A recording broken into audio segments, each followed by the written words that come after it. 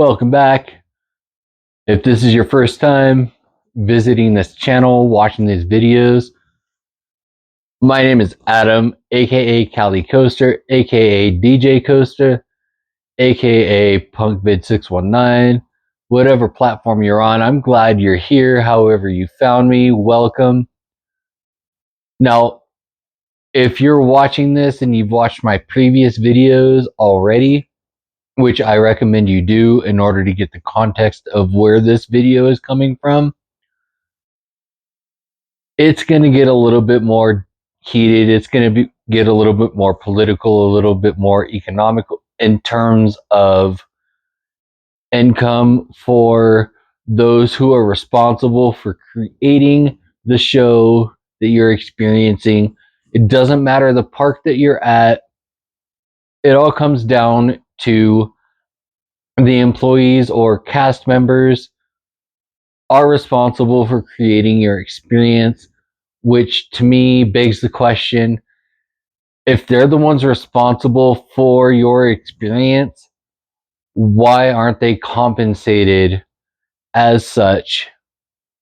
I mean, Hollywood actors and stage actors, people who put on live performances or recorded performances for an entertainment conglomerate, command hundreds of thousands to millions of dollars for their performance. And I'm not discounting the training and experience and everything else that they've had to go through to get to that point.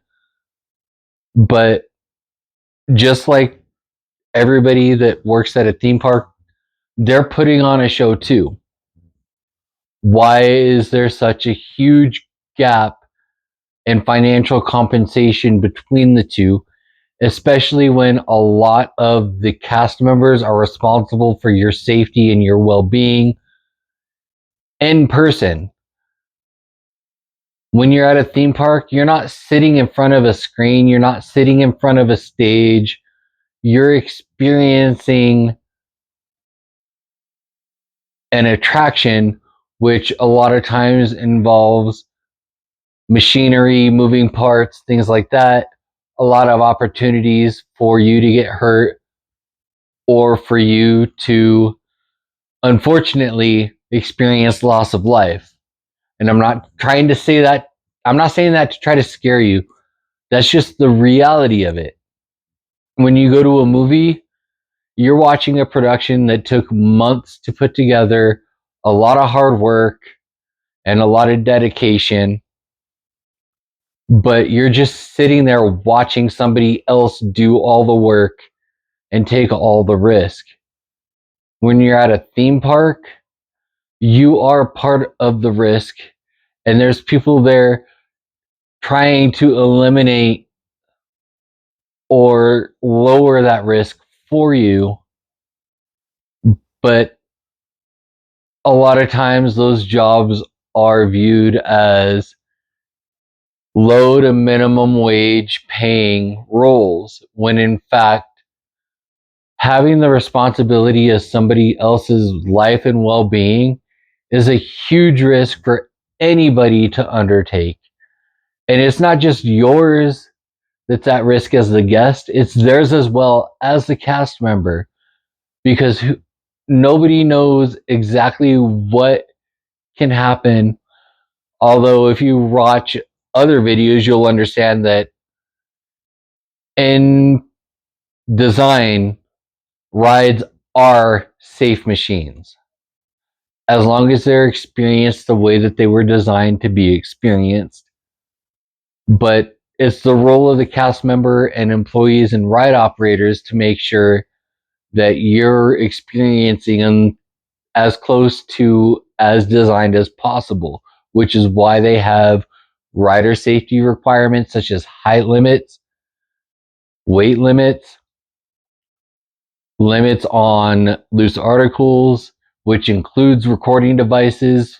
So if you want to get that amazing POV shot, if you think you're going to have the best gear, the best way to get the coolest most relevant and up to date and awesome POV shot of the ride, it's best to contact park management prior to your arrival and make that arrangement, because otherwise, staff, cast members, ride operators, employees, however they are referred to by their employer, are instructed to tell you to put away that device so everybody can experience the same attraction as safely as possible. Again, they were designed by the manufacturer with the help of the park to create the safest experience possible for everybody. Again, for everybody. That includes not only those on the ride in the vehicle with you, but those on the ride in separate vehicles, as well as those walking through any midways that attraction may encroach. So please, if they instruct you to put something in your pocket, stow it in a locker, stow it in a cubby, please do so. Because they're trained to manage the safety of every single guest around, not just the one they're speaking to who's selfishly refusing to put away that cell phone because they think their YouTube channel or their Twitter feed or their Facebook story is more important than the safety of everybody else around. So please put all news articles away when instructed to do so, because again, they're responsible for the safety of everybody around. And as a reminder, when you are in a public type setting with other people around, you're also responsible for their safety. Whether you like it or not, that's how society works. That's how society functions. Everybody looks out for everybody. So please put those loose articles away. Now that you've got your loose articles stowed and they're safe and nobody's in danger from them, let's proceed with this video. So this is about something that's a little more touchy, and this is definitely directed more towards the operators, owners, directors of the parks themselves than the general public. But as somebody who worked, again, at multiple theme parks throughout my existence, it's something that I've noticed that's always bothered me. Like I mentioned in my previous video, episode number 2 of this series, Dos, Disney refers to their employees as cast members, which means they are an integral part of the experience. They are the ones putting on the show. And like I mentioned earlier in this video, actors, actresses, performers that are on stage, on screen, they're also cast members. So why is it that they can command a lot more money than those who are working in a theme park in front of real people in real life scenarios with real dangers? But the compensation, again, is way different. It shouldn't be that way. Just like any employer who relies on a staff to operate their business, the staff are the ones responsible and have control over how much money an employer can make. And I mean that with the utmost sincerity. This is where I'm getting more political. I'm wearing a Rancid t-shirt. I've been wearing the same shirt throughout the video series, not because I don't know how to do laundry, but because these are videos that are broken down into segments over the same night. This has all been recorded on the same night, posted at different times. Why? Why the hell not? That's just how I felt like doing it. Anyway, back to the subject of this video. I would feel a lot more comfortable with somebody who's making $23 an hour minimum, operating one of the world's largest, most complicated rides, ensuring that's responsible for my safety, who's got years of work experience and knows what it's like to be responsible for somebody, versus a 17-year-old who's still in high school, probably has finals, prom, their girlfriend, whatever else is going on in their life on their mind, and I'm their secondary focus. That's not how a theme park should operate. If a theme park doesn't prioritize the safety of the guest and the well-being of the guest through training and compensation for their employees, I feel a lot less safe there. Granted, for some reason, theme park jobs have been viewed as minimum wage, especially for ride operations and theme park safe maintenance and custodial and everything. Things that are done to keep everybody safe, healthy, and clean are the lowest paying jobs in the industry. Why is that? I don't understand it. I don't care if you see.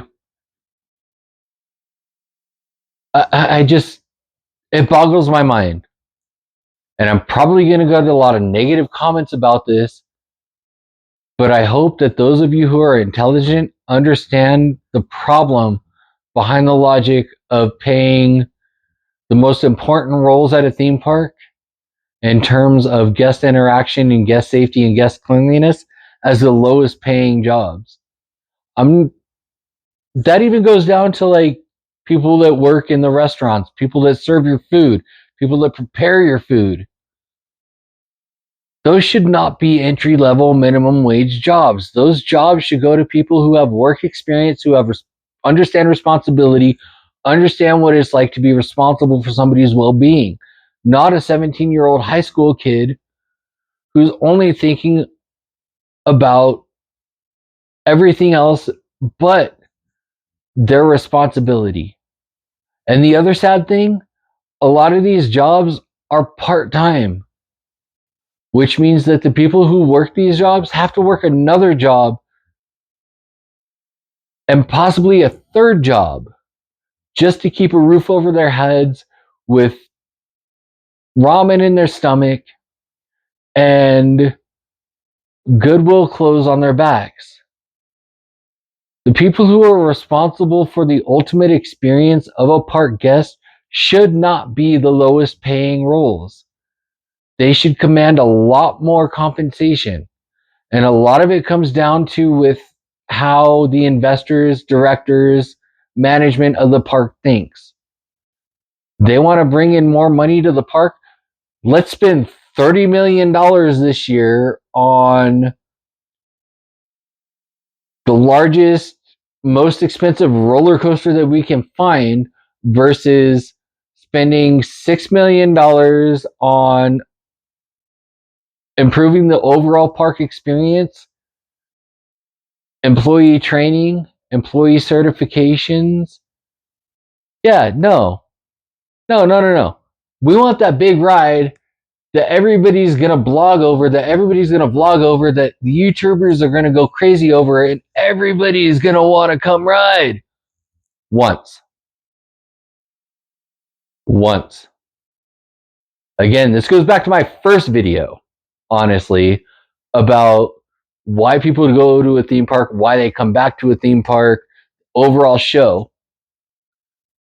Don't spend $30 million for something that people are probably only going to want to ride one time.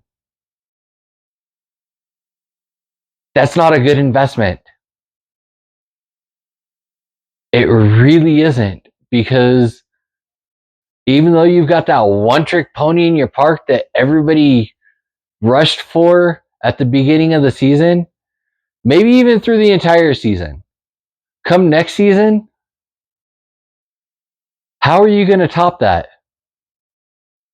Are you going to spend another $30 million for the next biggest roller coaster? You don't have the funds for that. No, your biggest investment is the overall experience of the park you have now. Again, like I said in my first video, the one thing Disney got right in the early 2000s was when they decided not to completely demolish Space Mountain in Disneyland, California. Instead, they spent the money to have the entire structure rebuilt, the entire track rebuilt, the entire experience revamped. It's still Space Mountain, and it's still the number one attraction in the entire park. I can attest to that. I will ride Space Mountain every time I go, even if I have to wait in line 2 or 3 hours. It's my one go-to attraction. Why? Because one, it's iconic. Two, it's fun. Three, it's a very reliable ride. Indiana Jones, it was a great investment for the park. However, it has its problems. It has a lot of downtime because it's way too advanced. The mechanics experience way more than they were originally designed to. If they wanted to get rid of Indiana Jones and put in something completely new, eh, okay, cool. I hope it's at least the same or better than the original experience, but number one, I hope it's reliable. Space Mountain, I've never questioned the reliability of Space Mountain. Same thing with Big Thunder. It was revamped within the last 12 years, I think. I think 10 years ago or 12 years ago, it experienced massive downtime for the same reason the Space Mountain did. They didn't want to get rid of the attraction completely, they just wanted to make it better. And they did. That third show scene on that third lift hill on Big Thunder, freaking amazing. The way it looks at night, phenomenal. And when they added Galaxy's Edge, the way the spires of Big Thunder blend in with the peaks of Batu make for some amazing photo opportunities. So kudos and good on you, Disney, for that. But that doesn't discount the fact that the ride operators on Big Thunder, the ride operators on Space Mountain, your cast members that put the show together, that are responsible for creating that experience, should not have to feel like it's just a job. It shouldn't be to them, oh, well, my parents said I needed to get a job, so I'll just push some buttons on Space Mountain for a few hours. No. Those are jobs that should go to people who are willing to put in the work, that want to create that experience, that understand what it means, and should be compensated for creating that experience. Minimum wage for ride operators, especially at top tier parks and themed experiences, minimum wage should not be minimum wage. You should want to pay them a wage that makes them feel important, that makes them want to just do that. A lot of people, and I've read the news articles by these news outlets, I've seen the evidence myself, I've worked with people. For most people that work at theme parks, especially in operations, food, custodial, the lower tiered positions that aren't mid to upper management, work at least one other job. Some of them can't even afford housing. The people creating the experiences for your guests should be treated like they are movie stars, like they are kings and queens, Because for your operation to work, that's what they are. And that's the same with any industry. Minimum wage should only be paid to those who are fresh out of high school, still in high school, have no work experience, have no ethic yet. However, training, education, and things that would better them to better your company should not be at their expense. You should be happy that they chose your company. You should want them to be at your company. You should do things to make them want to stay with your company. And that is where my punk rock attitude comes from. Because that is corporate America. Corporate America does not care what the employees do for your company. They do not care how many other jobs they have to work before they come to work for you. Even if they've been up for 10 hours, as long as they show up for you and they can work, that's all that you care about. So for you business owners, for you capitalists, for you corporate America, do better. We can do better. Your employees rely on you for a paycheck, but you rely on them for your Learjet. Remember that. This is episode 3. I'm DJ Costa. That's all I got to say about that. Peace.